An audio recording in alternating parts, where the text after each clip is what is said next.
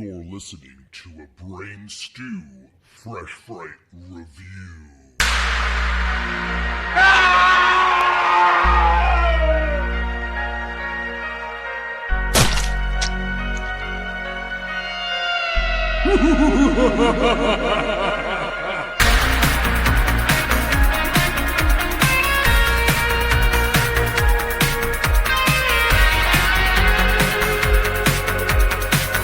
What's up, creeps? Welcome to another Epic Film Guys Fresh Fright review.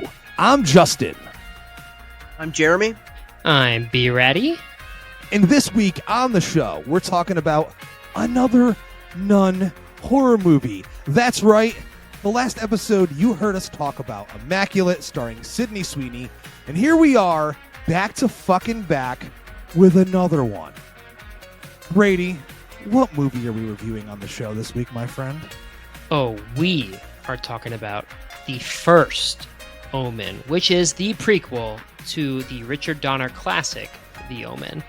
And for those who don't know what this movie is about, I'm here to tell you. A young American woman is sent to Rome to begin a life of service to the church. Sounds kind of like Immaculate, but okay. A lot like it. Encounters a darkness that causes her to question her faith and uncovers a terrifying conspiracy that hopes to bring about the birth of evil incarnate. You could have told me that was the synopsis for Immaculate, and I would have believed you. Yeah, pretty much. Yeah. You gotta love when there's just that moment in time where two things that most likely had no idea about the other, and they both come out at the same time, man. Within weeks. And you know what's cool? I loved that there was no shade thrown or anything. I even saw the Immaculate social media pages like sharing the First Omen stuff like the week before it came out to like help them. That's to, fucking like, cool. You know? Why the fuck not? I mean, both movies can be good. Both movies can be successful. As of right now, looks like the First Omen has not made back its budget. It had a budget of around $30 million as of this recording. It's been out for almost a week, and it's about almost at $19 million. I think Immaculate, on the other hand, made a lot more. I think that one had a budget of $9 million, had a box office of 19. But, you know, for this kind of movie, that is pretty good box office. I'd like to see both do well. I loved Immaculate for the most part, and we reviewed that on last episode for Epic Film Guys, and now we're here for this one. Are we going to feel the same way? Well, it's time to dig in, but first and foremost, actually, I'll start with you, Jeremy. Did you have any anticipation for this thing at all? No, and the reason being is that I do love The Omen, but, you know, it's just one of those things that, you know, I saw the trailer for this thing, and I thought that it had a real chance and possibility of just being your run-of-the-mill, you know, by-the-books horror film that gets turned out theatrically quite a bit these days, you know, with films like Night Swim and shit like that, where I'm like, you know, okay, you show me spooky vibes and XYZ things in the trailer, but I don't know if it's going to deliver. And most of the times, unfortunately, often I'll say, they don't. So this was one of those things that nothing in the trailer made me go, oh, fuck, I got to see this. But it's The Omen. I'm a horror movie guy. Let's get our Antichrist on. So I was definitely down for it, and it was not what I thought it was going to be. Brady, any anticipation on your part? Kind of the same as Jeremy. I love the original Omen. I think it should be talked about up there with The Exorcist. Unfortunately, it's not. That's a different podcast. But the trailer to me was also, you know, kind of run of the mill. Looks like we've seen it all before. Same imagery. So I wasn't super excited for it, but I kind of went into it thinking, you know what? Let me enjoy the ride. Let me see what they do with it. Let me see if they can wow me. I will say I'm a little skeptical of prequels anyways, because I feel like a prequel is almost kind of at a disadvantage anyways. Like, to be successful to me as a prequel, you cannot take away from the original. So you're almost always at a disadvantage.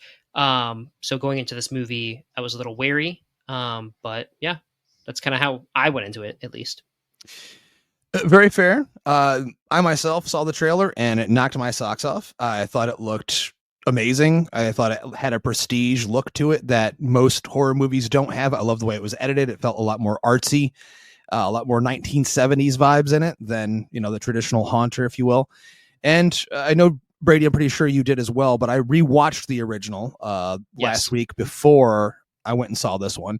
And I'll, let you guys know if that was a benefit to the viewing of the new one or not. But I mean, bring on more movies like this. I'll take them any day of the week. Prequels, to me, I don't feel the same way about them as you, Brady. To me, nothing will take away from the original because that original movie will always be there for me to watch. So by watching this movie, if I absolutely hated it, loathed it, wanted it to burn in fucking hell, it doesn't bother me. I'll just pop in the original, watch it, and I'll enjoy it. So, of course, to that point, it will have an uphill battle because especially this one is the precursor to what you said which is one of the best horror movies of the 70s. And I could not agree more. That's the thing that hit me the most when I rewatched it is that, man, more people should be fucking talking about this movie. It is a horror masterpiece to the fullest extent. Richard Donner, I mean, dude, one of the best filmmakers of his time, and R.I.P. by the way. Dick. But dude, he really hit a nerve with that movie. Donner. He really did. So it's like, but people don't make horror movies like that anymore, and that's where we start with this one. And we'll jump into initial thoughts. Jeremy, we'll start with you. What were your initial thoughts on the First Omen? Blown away, dude. Wow. Okay. For going into this thing really not having any real kind of investment into whether it's going to be good or bad. Honestly, kind of half expecting it to not be very good. And it didn't just work for me because I wasn't expecting it to be very good, but it's just a really intelligent horror film that there are scenes in this movie that I will go on the record as saying I have never seen certain scenarios on the big screen in a wide release film ever. And it entertained me. I was on the edge of my seat the entire movie. This one blew me the fuck away. What about you guys? Well, I already kind of spoiled how I know one of our other co-hosts feels about this. So I'm just going to let him go right ahead because I'm going to be ready and prepared for a rebuttal after he's done. Yeah, that's me, obviously. So went into it, like I said, kind of hoping for the best. Not a lot of expectation, and I was left pretty unimpressed and let down by this movie. Hot take. I actually left the theater and looked at Faye, and I was like, "Did we see the same movie that everybody else saw?" Because I don't understand leaving that theater how everybody is calling this a masterpiece or comparing it to the same level as the original. And so Dude, Bloody Disgusting just came out with an article ranking the Omen movies, and they literally put this one at number 2. Yeah, I know. So I just it didn't work for me, and I didn't land, man. And I felt kind of embarrassed afterwards, kind of like that shame of like, man, am I the only one doing this? But that's how I felt about it. Brady, you may possibly be the fucking only one. All right, and that's totally fine. No, he's not. I've seen a couple other people. Well, in the words of Godsmack, I stand alone. Okay. No, you don't. In all seriousness, you don't. But I honestly was kind of shocked about that, but at the same time I wasn't, because let's be fair, we just mentioned that we just had Immaculate, and I believe you probably wouldn't feel this way about this movie had we not just gotten Immaculate. The movies are so similar, but that movie takes a more exploitation route, where this one takes a more classy, prestigious 1970s vintage vibe to it. My initial thoughts were much like Jeremy's, knocked the fucking wind out of me. I absolutely adored this movie. I think it is the best horror movie of the year. I am one of those that I will put it at number 2, next to the original, and I even think some elements in this movie are done better than done in the original. Sure. You know, what for me it needs to work in this movie are performances, suspense, scares, and atmosphere. And of course, this movie just looks it's gorgeous to watch. I mean, it has gorgeous all these different locations that you're at in Italy, and it's broad and huge, and the scope is very large. And horror usually these days is small and, you know, stay in one spot for the majority of the movie. This one has a $30 million budget, so it's a little more expensive. And I just really loved Nell Tiger-Free's performance as Margaret. I thought she was, you know, on par, if not better than Sydney Sweeney in Immaculate. And I think if the main focus of the movie is on one single character, you know, that's going to make or break the movie for me. And I think that was one of the most important components there was her performance. But we got to dig into the movie itself. Also keeping in mind, you know, we have a new actor filling in for a character. We have Ralph Ineson from The Witch, who's taking over for Patrick Troughton as Father Brennan. Anyone that has watched the original knows that iconic character's amazing death scene from the first movie, which, you know, okay, that sequence, I'm not saying that anything in this got to that level. And there's also a cheese factor to that scene, but we have his backstory a little bit. The movie opens with him, and he is in a scene with Charles Dance, which, by the way, I don't know if you guys, was he only in that one scene? I'm pretty sure he's only in one fucking scene. Yeah. You hired Charles Dance for one opening scene.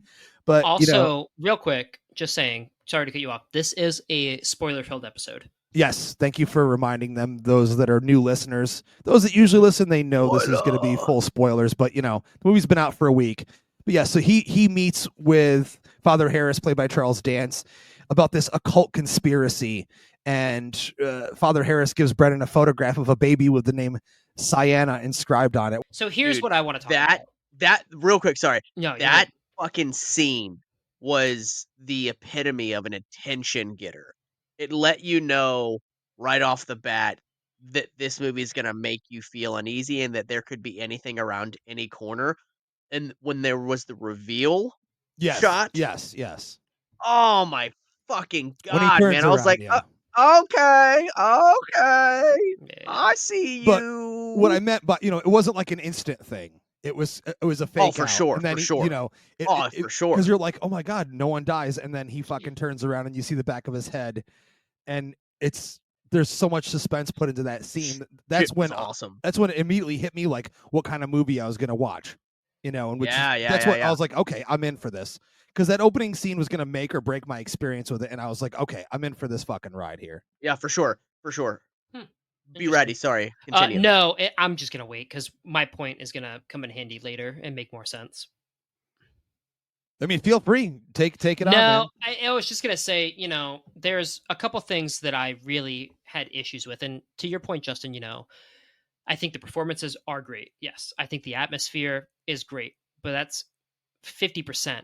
You know, the other two things did not land for me. And one thing we talk about on the show a lot is the difference between an homage and a ripoff or a copycat performance. And that kill that you just talked about with Charles Dance's character being killed, that's an homage to me. Like, that is baiting the audience, saying, okay, you know what happens in the original to Brennan. We're gonna subvert your expectations, but still kill him. Like, still kind of the same way. That's a good homage. Right. Be like, oh, tongue in cheek. Right. What happens later on in the movie, we'll talk about, is a complete ripoff of a kill, almost shot for shot, from what I saw.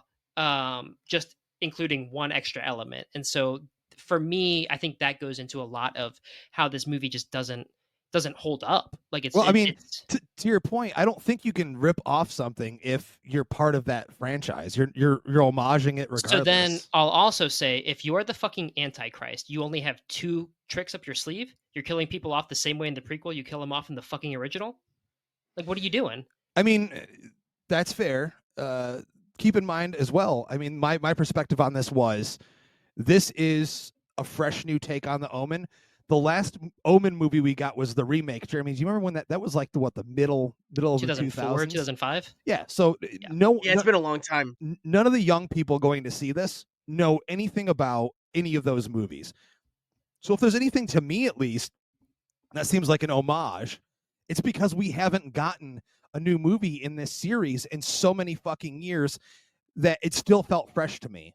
You know what I mean? Like, the only people that are going to be possibly bothered by that are old ass motherfuckers that love the original, that, you know, hold it, they're beholden to that particular movie.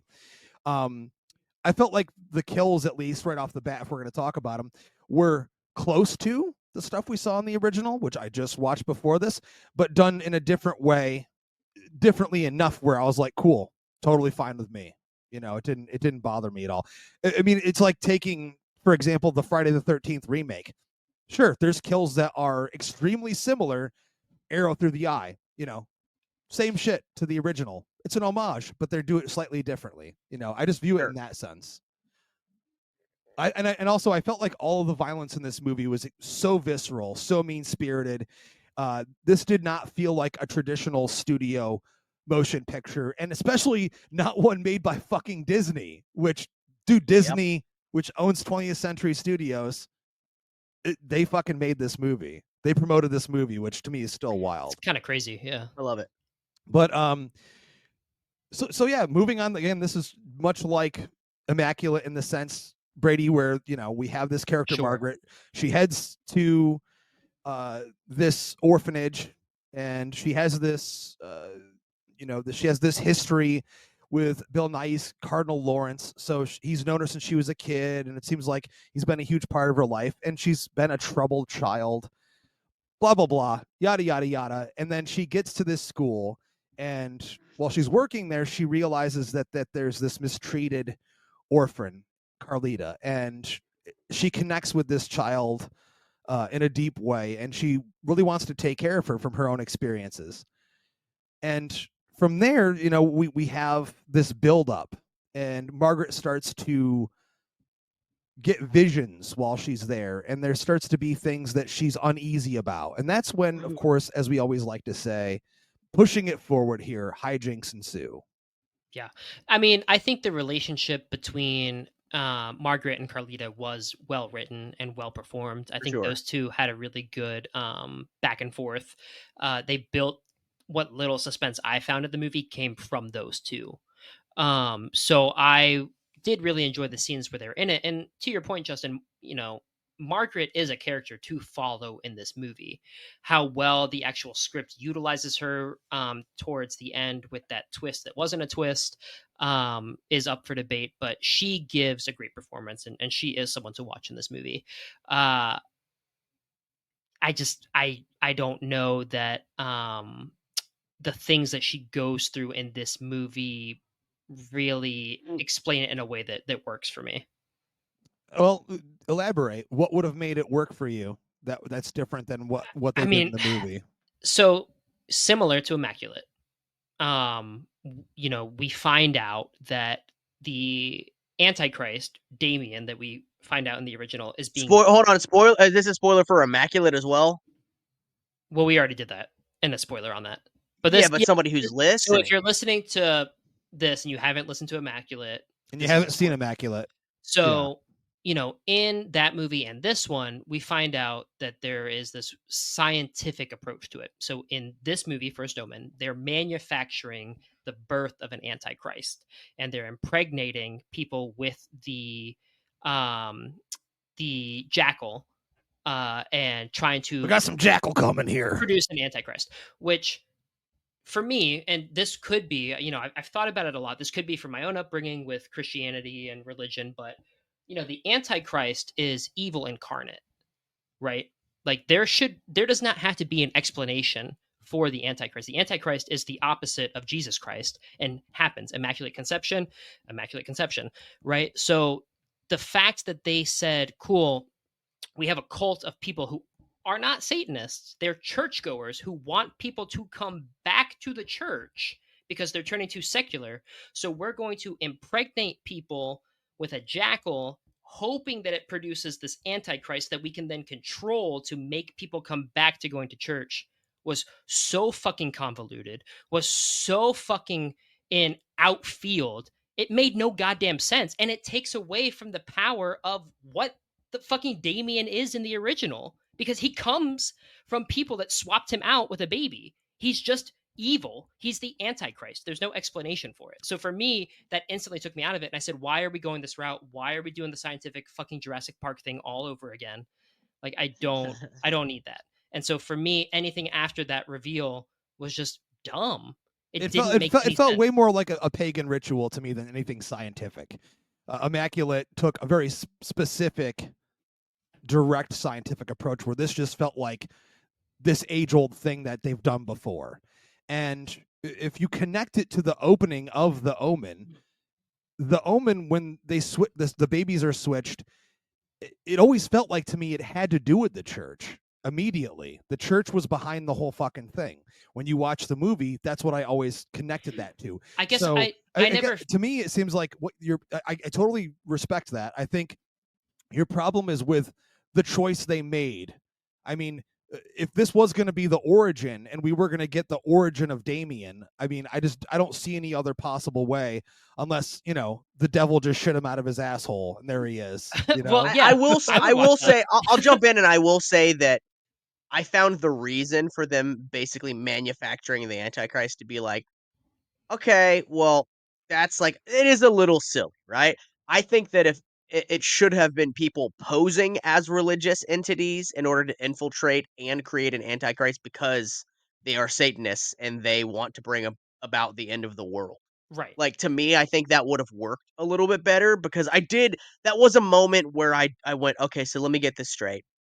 These are religious people that believe in God and love God and Jesus Christ, but they want to create the Antichrist in order to bring people back to church. I think it would have just made a little bit more sense if they were like, nah, fuck that. We're pretending to be Christians or Catholic or whatever the fuck.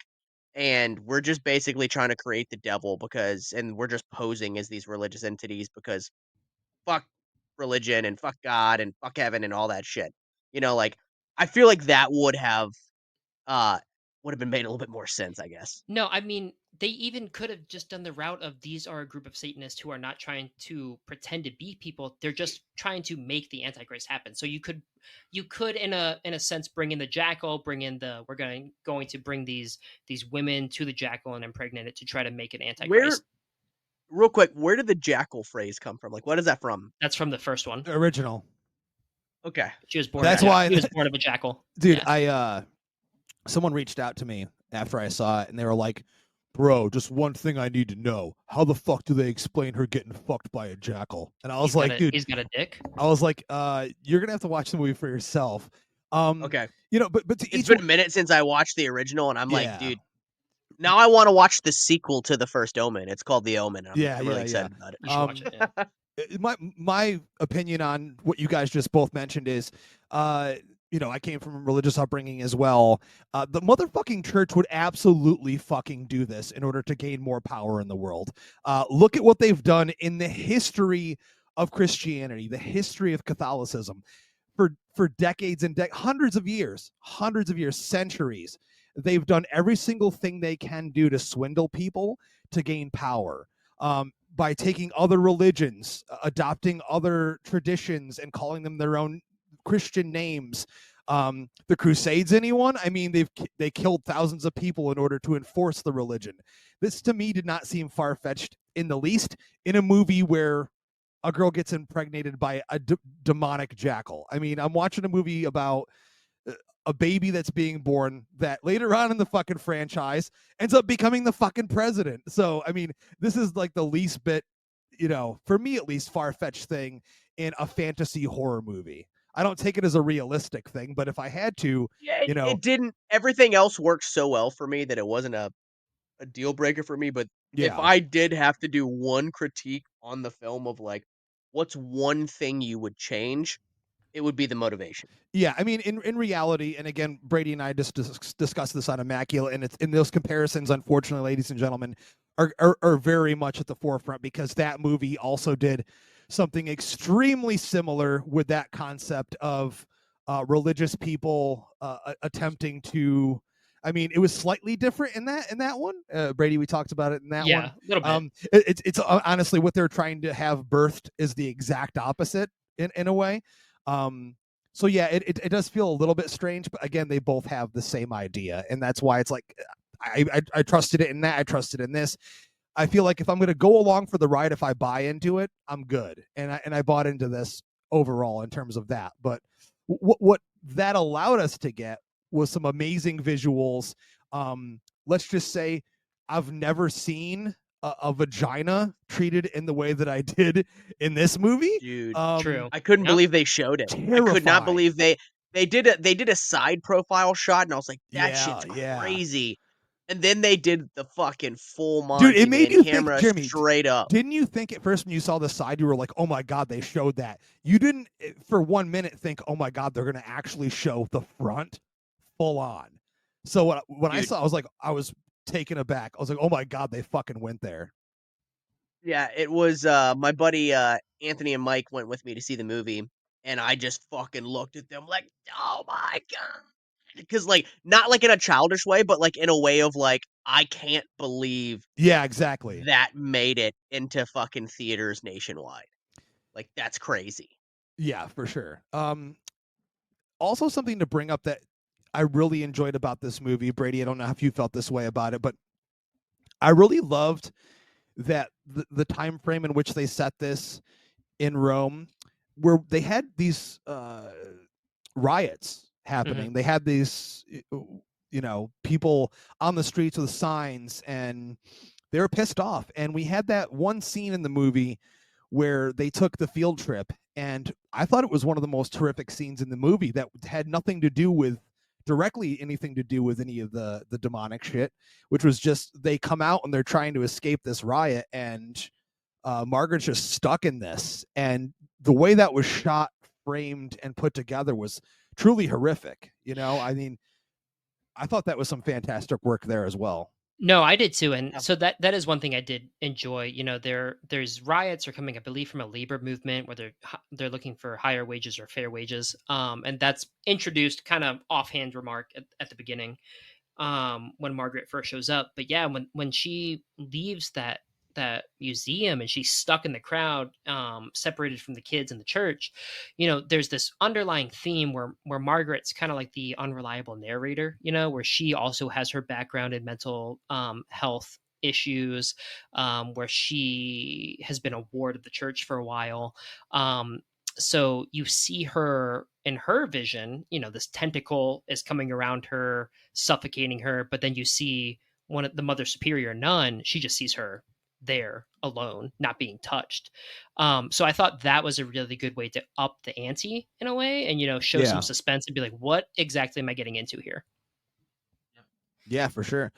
So real quick, who's your guys' favorite character in this movie? I mean, Father Brennan. I like Father Brennan a lot. The one thing about Ralph Ineson, if anyone that's watched The Witch before, is that he's really fucking hard to understand. Yeah. Dude, and again, Patrick Troughton in the original had a very thick accent as well, but nowhere near on this level. I mean, I really liked Father Brennan a lot, but for me, it'd have to be Margaret. I mean, I just really connected with her in a really deep way, and I think, again, she makes the movie for me, much like Sydney Sweeney made Immaculate. You have this strong, powerful performance from the female lead, and of course, I got to talk about the fact that this was directed by a female director, Arkasha Stevenson, who doesn't have that much under her belt. She just directed some episodes of some shows, Legion, Briar Patch, as well as the third season of Channel Zero, and I've never heard of any of those things. I mean, so pretty crazy. Legion is good.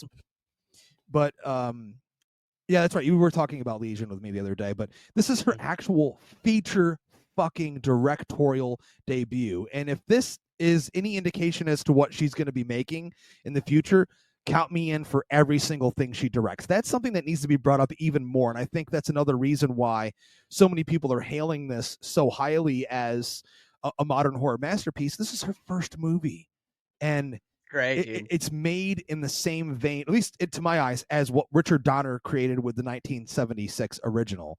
It has that old school feel to it, that huge scope, and it just, I'm shocked that this is their first movie and they're able to do it, and props to her for creating something so awesome with this movie.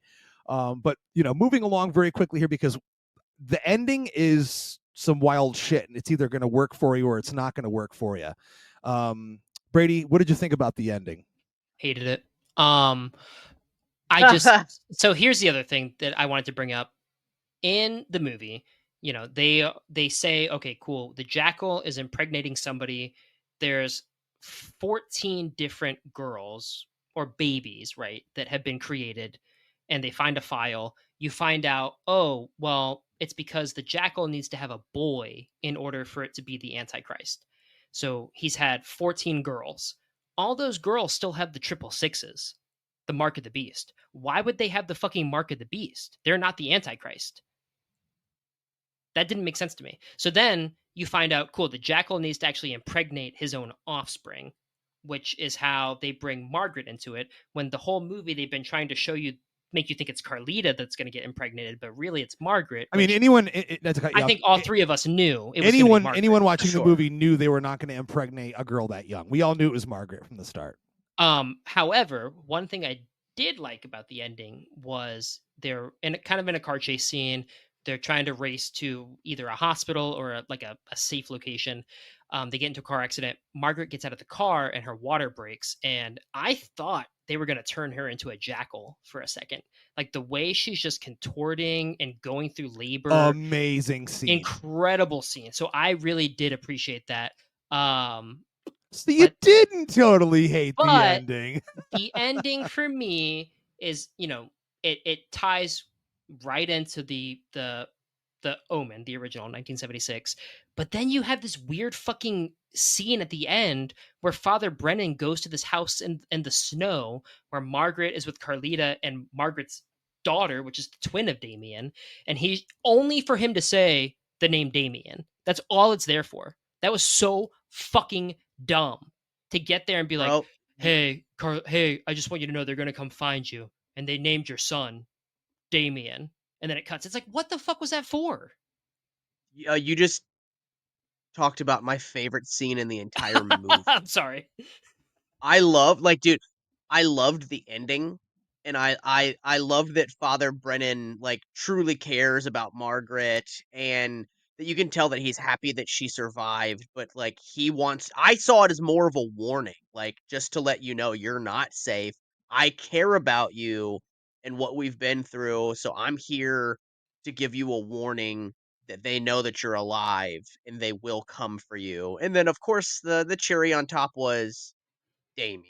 Which, dude, it's fucking rad. Yeah, for sure. And I mean, leading up to that, we see a photo of Robert Thorne played by Gregory Peck, so we have that connection to the original. So that, again, I like that little Easter egg for fans of the original. I mean, if this is a direct prequel, sure, I would like to see that in there.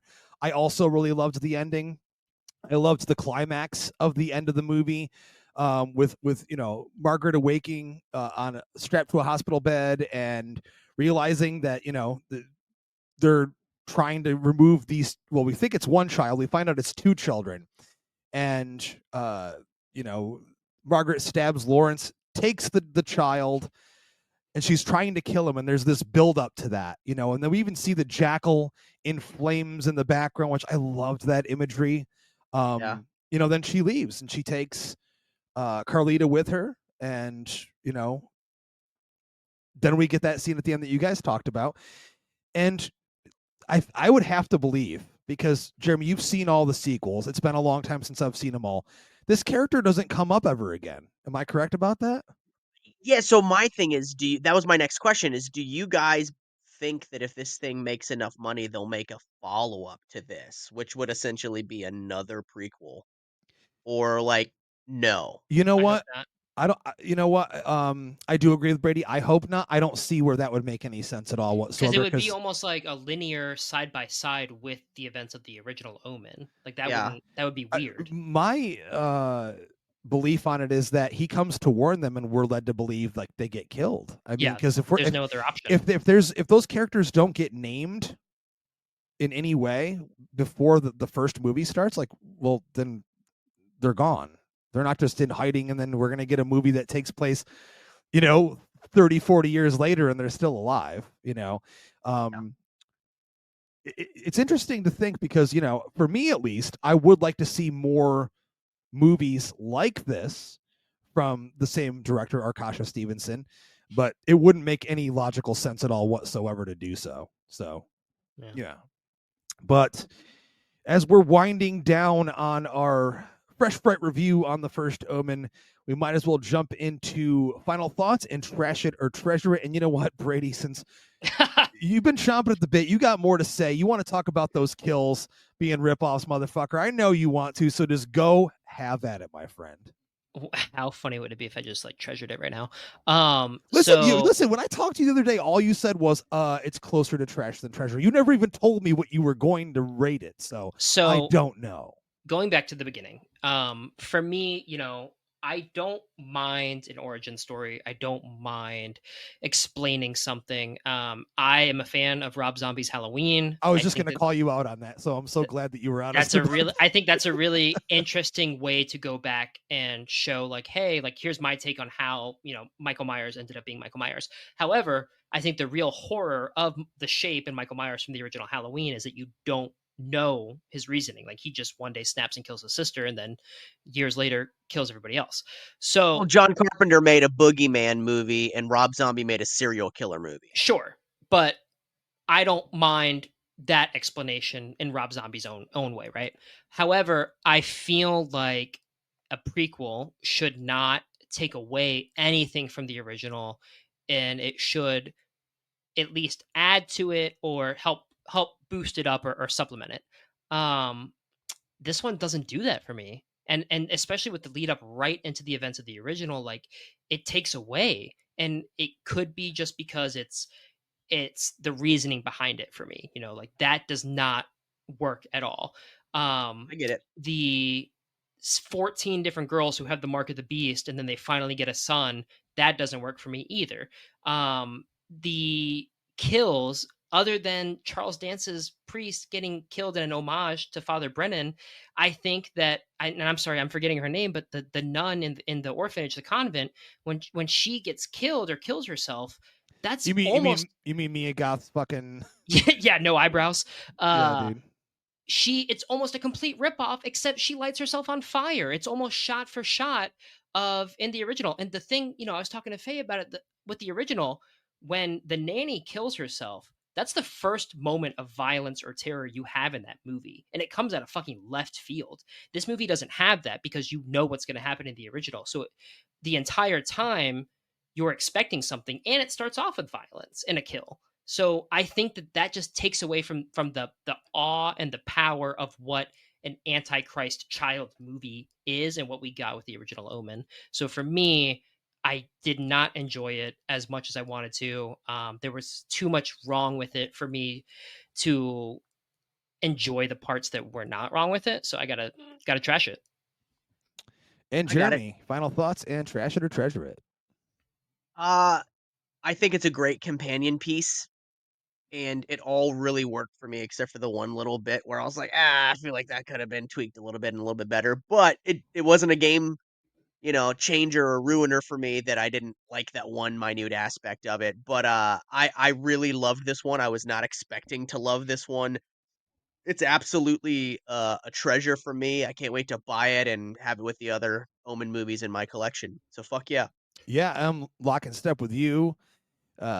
Fantastic, brilliant prequel. I like it almost as much, if not just as much as the original. Also, needed to mention how awesome it was that they threw in a reference to Possession from 1981 when Margaret's freaking the fuck out after her water breaks. I mean, I was like, man, they just went there, and people that know are gonna know, and the other people are still gonna be wowed by that shit.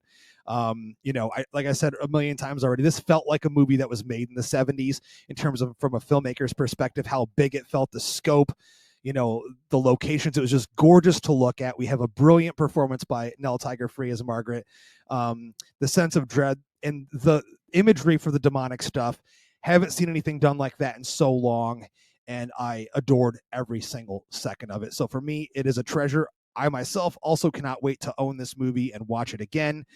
ladies and gentlemen, that's it for our Fresh Fright review on the First Omen. If this is your first time listening, thank you. We love you very much. And if you've been listening for a long time, we love you even more. Thanks for checking out this episode. If you're new to the show, you can find us on social media at Epic Film Guys, Twitter, Instagram, Facebook. We're literally all over the place. And, looking forward to more awesome horror goodness for the rest of the year. But as we end, once again, I am Justin. Jeremy? I'm Be Ready. And as always, we'd like to ask you to keep it creepy.